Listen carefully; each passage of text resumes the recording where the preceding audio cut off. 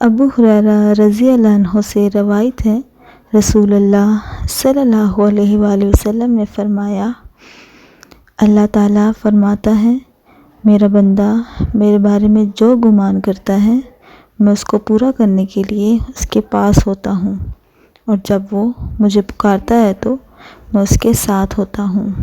صحیح مسلم حدیث نمبر 6829۔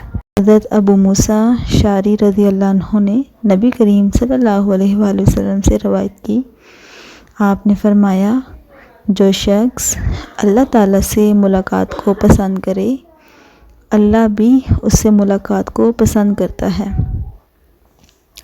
اور جو شخص اللہ سے ملاقات کو ناپسند کرے اللہ بھی اس سے ملنے کو ناپسند کرتا ہے۔ صحیح مسلم حدیث نمبر 6828۔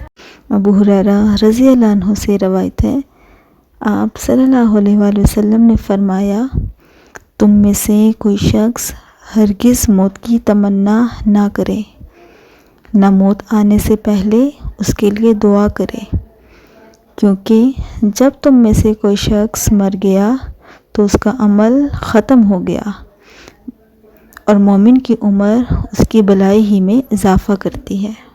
صحیح مسلم حدیث نمبر 6819۔